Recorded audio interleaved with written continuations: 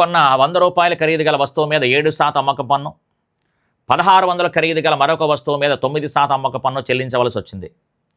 2 వస్తువులు కలిపి సగటున ఏ రేటుతో అమ్మకం పన్ను చెల్లించాలి? ఇది ఒకటి ప్రశ్న. జాగ్రత్తగా అబ్జర్వ్ చేస్తే కనుక మనకి 100 రూపాయల మీద 7% పన్ను అని చెప్పాడు. 1600 మీద 9% పన్ను అని చెప్పాడు. క్లియర్గా ఏడి వీడి అని చెప్పచ్చు. ఎవడి నెంబర్తో వాడి శాతాన్ని గుణించేయండి, 2 zeros తీసేయండి. 1 7 7 16 9 ఎంత అంటే కనుక 144. మొత్తం 1 + 16 ఎంత అంటే కనుక 17. 1 + 16 ఏడివిడి. ఎవడి నెంబర్తో వాడి శాతాన్ని గుణించండి. 2 వస్తువుల మీద కలిపి ఉమ్మడిగా అడిగాడు అంతే, అంతకు మించి వెళ్ళి చూడ ఒకసారి. 151/17 /17 ఉండాలి, /17 ఉండాలి, /17 ఉండాలి, /17 ఉండాలి. 7 56, 56 + 3 59 అవుతుంది కాబట్టి చివరి 1 రావాలి. కాబట్టి ఇది కూడా కాదు. సమాధానం ఎంత అంటే కనుక 8 15/17%. చివరి 1 ఉంది కాబట్టి 1 ఆధారంగా అంటే భాగించకుండా చూసుకున్నాను అంతే. 7 56, 6 6 + 5 11 అంటే చివరి 1 వచ్చింది, సరిపోయింది. అక్కడ రాలా. ఓకే అండి, అంటే భాగించకుండా అక్కడ ఉన్న అవకాశాన్ని వాడుకున్నాను అంతే. అక్కడ 8 15/17% అని చెప్పొచ్చు అనమాట. ఓకే అండి, నెక్స్ట్ మరో ప్రశ్న. ఒక పట్టణం యొక్క జనాభా మొదటి 2 సంవత్సరాలలో వరుసగా 41, 2/3%, 92,000. మొదటి సంవత్సరం 41, 2/3% పెరిగింది. రెండవ సంవత్సరం వచ్చి 92,000 పెరిగింది. మూడవ సంవత్సరం 10% తగ్గింది.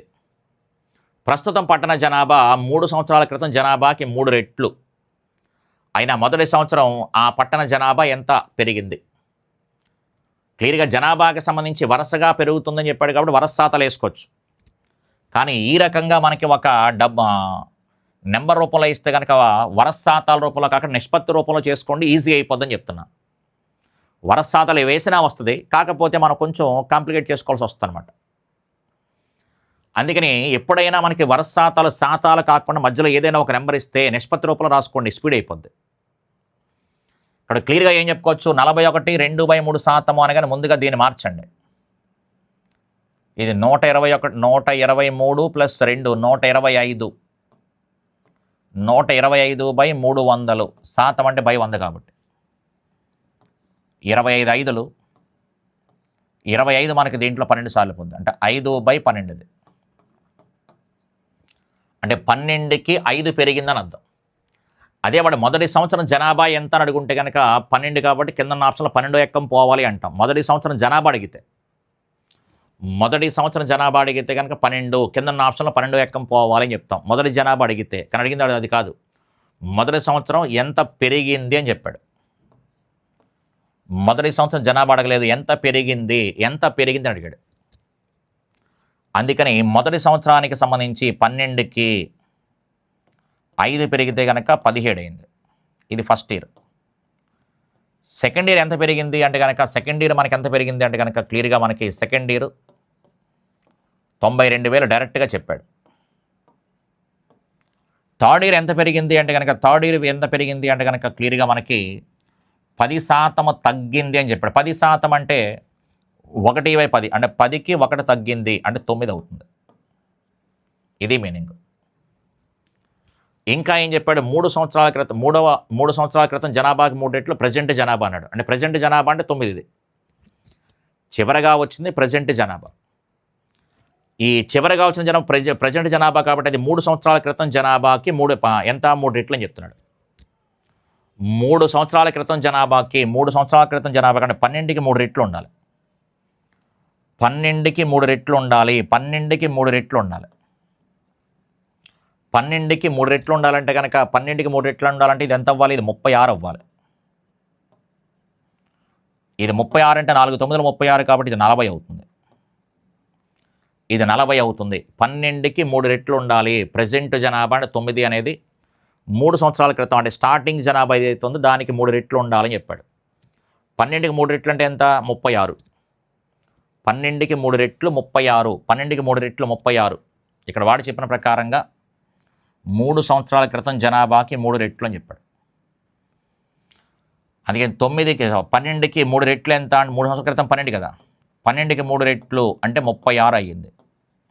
అందుకే 4 9 36 కాబట్టి 4 9 36 కాబట్టి 10 4 ఎంత 40 అని చెప్తాను. ఓకే, ఇంకా మనం ఏం చెప్పుకోవచ్చు అంటే కనుక చూడండి ఒకసారి. ఇప్పుడు అయితే మొదటి సంవత్సరం ఎంత జనాభా పెరిగిందని చెప్పాడు కాబట్టి ఇక్కడ దీనికి సంబంధించి ఈ ఫస్ట్ ఇయర్ పెరిగింది 17 కదా, థర్డ్ ఇయర్ స్టార్టింగ్ ఎంత 40, ఆ మధ్యలో మన ప్రకారంగా గ్యాప్ ఎంత అంటే కనుక 23, వాడి ప్రకారంగా 92. మన ప్రకారంగా ఫస్ట్ ఇయర్ ఎండింగ్కి థర్డ్ ఇయర్ మనకి ఫస్ట్ ఇయర్ దగ్గర నుంచి సెకండ్ ఇయర్ మధ్యలో పెరిగింది 92,000 పెరిగింది. సెకండ్ ఇయర్ 92,000 పెరిగిందని మనం అంటున్నాం. ఇక్కడ నిష్పత్తి రూపంలో ఎంత పెరిగిందంటే 12కి 40కి గ్యాప్ ఎంత, 12కి 40కి గ్యాప్ ఎంత అంటే కనుక క్లియర్గా మనకి 23, మన ప్రకారంగా 23. అందుకని మన ప్రకారంగా 23 పెరిగింది, ఆ ప్లేస్లో 92,000 అని చెప్పాడు. 23కి 92,000 అయితే మొదటి సంవత్సరం ఎంత పెరిగిందని చెప్పాడు కాబట్టి 5కి ఎంత అని.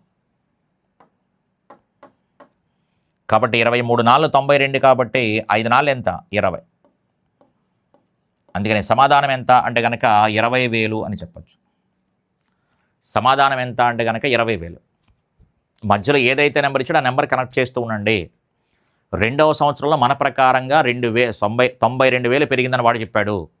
మన ప్రకారంగా రెండవ సంవత్సరం అంటే కనుక 17 దగ్గర నుంచి 40 వరకు వెళ్ళిపోయాం. First year ending, third year starting అంటే మధ్యలో రెండవ సంవత్సరం పెరిగింది కాబట్టి మన ప్రకారంగా 23 పెరిగింది, ఆ ప్లేస్లో వాడు 92,000 ఇచ్చాడు. ఇక్కడ 23కి 92,000 అయితే వాడు ఇన్ కేస్ ఫ్లోలో ఫస్ట్ ఇయర్ జనాభా ఎంత అంటే 17కి ఎంత అని రాస్తాం. అంటే ఫస్ట్ ఇయర్ స్టార్టింగ్ మొదటగా ఉన్న జనాభా ఎంత అంటే కనుక మొదటగా ఉన్న జనాభా ఎంత అంటే కనుక 12కి ఎంత అని రాస్తాం.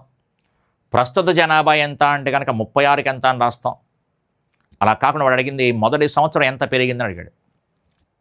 మొదటి సంవత్సరం ఎంత పెరిగింది అంటే కనుక క్లియర్గా మనకి మొదటి సంవత్సరం పెరిగింది 5 కాబట్టి 5కి ఎంత అని.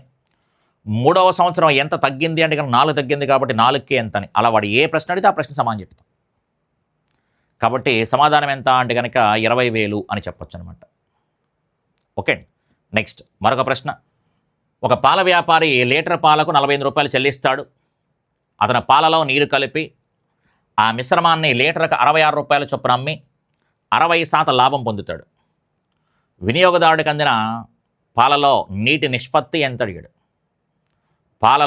పాలు మరియు నీరు యొక్క నిష్పత్తి, అందిన పాలు నీటి యొక్క నిష్పత్తి ఎంత.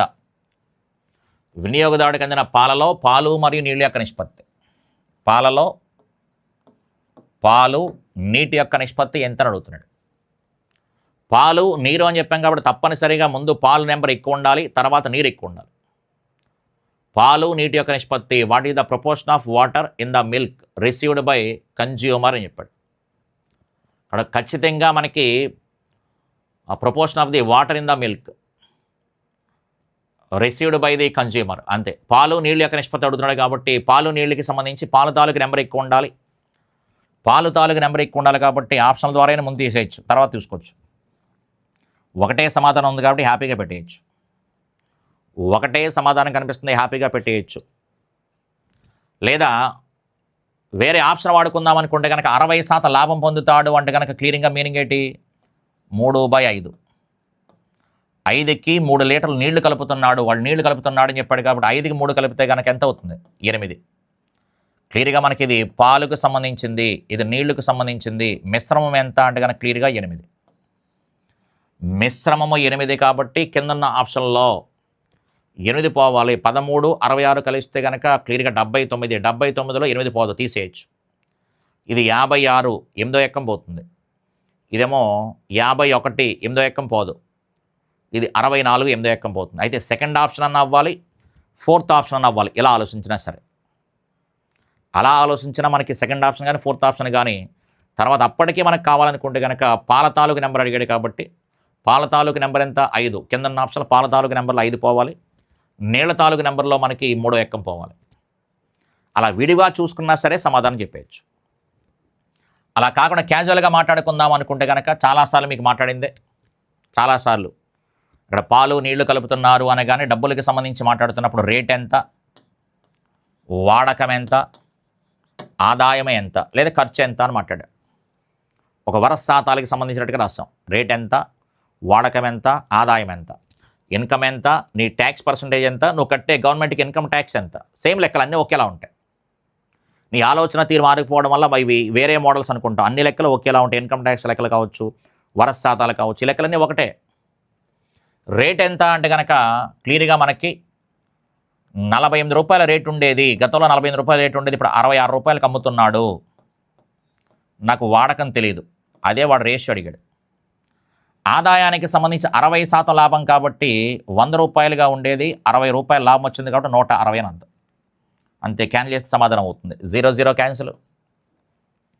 6 దీంట్లో 11 సార్లు పోతుంది, 6 మనకు దీంట్లో 8 సార్లు పోతుంది. ఇంకా పోయేది ఏమైనా ఉందా అంటే కనుక 2 మనకి దీంట్లో 8 సార్లు పోతుంది, 2 మనకి దీంట్లో 5 సార్లు పోతుంది. ఇక్కడ వాడకం ఎంత అంటే కనుక చూడండి ఒకసారి, 8 8 44/55 అంటే 55 లీటర్లు అనేది స్టార్టింగ్లో మనకి కేవలం పాలు మాత్రమే. 55 లీటర్ల పాలు ఉండేది, నీళ్లు కలపడం వల్ల ఇది మిశ్రమం అయింది. అందుకని పాలు నీళ్ళ యొక్క నిష్పత్తి ఎంత అంటే కనుక పాలు నీళ్ళ యొక్క నిష్పత్తి 55 పాలు, మిశ్రమం 64 అంటే ఎన్ని నీళ్ళు కలిపినట్టు 9 అని అందాం. కాబట్టి 55:9 ఇలా చేసుకోవచ్చు. లేదా ఎలిగేషన్ అనే పదాన్ని వాడుకొని చేసుకోవచ్చు. ఎలిగేషన్ ద్వారా కూడా చేసుకోవచ్చు. ఈ పాలు నీళ్ళకి సంబంధించిన దాంట్లో ఎలిగేషన్ కూడా వాడుకొని చేసుకోవచ్చు. ఎలిగేషన్ వాడుకొని కూడా చేసుకోవచ్చు. ఓకే, కాబట్టి ఇలాగే చేయాలి అని రూల్ ఏం లేదు. ఇక్కడ క్లియర్గా మనకి 48 రూపాయలు ఫస్ట్ అన్నాడు, నీళ్లు కలుపుతున్నాడు అన్నాడు కాబట్టి 0. దీన్ని 60% లాభానికి అమ్మాలి కాబట్టి 48 మీద 60% కౌంట్ చేసుకోండి. నేను మిడిల్లో మనకి 66 రూపాయలకి అమ్ముతున్నానని వాడు చెప్పాడు కదా. 48 రూపాయల మీద 60% కౌంట్ చేయండి. 48 రూపాయల మీద 60% కౌంట్ చేస్తే క్లియర్గా మనకి ఎంత అవుతుంది? 6 8 48, 6 4 24, 28 అంటే 28.8 అనగానే దానికి ఇది లాభము 48 రూపాయలు, క్లియర్గా 76.8 అంటే ఈ ప్లేస్లో 76.8 అని రాస్తాం. ఇక్కడ మనకి అమ్మిన ఖరీదులు ఇచ్చాడు కాబట్టి ఇక్కడ అమ్మిన ఖరీదు రాయాలి, ఇక్కడ అమ్మిన ఖరీదు రాసుకుంటాం. నీళ్ళకి సంబంధించి 0 మనకి అది అంతే. ఎలిగేషన్ వేస్తే సరిపోతుంది. దీనికి ఎలా ఎలిగేషన్ వేసుకుంటే కనుక ఇది 66 అని వస్తుంది. ఇక్కడ మన దీని పక్క నుంచి తీసేస్తే కనుక 10.8 అని వస్తుంది. 66లోను ఇందులో తీసేస్తే కనుక మనకి పాయింట్ పీకేస్తే కనుక 640 అవుతుంది. పాయింట్ పీకేస్తాం. క్లియర్గా మనకి ఏ ఎక్కం అవుతుంది ఒకసారి, ఇది 110, 6 దీంట్లో 18 సార్లు పోతుంది. మళ్ళీ 2 ఎక్కం, ఇది 55, ఇది 9 కాబట్టి 55:9 సరిపోయింది. అలా ఎలిగేషన్ ద్వారా కూడా చేసుకోవచ్చు.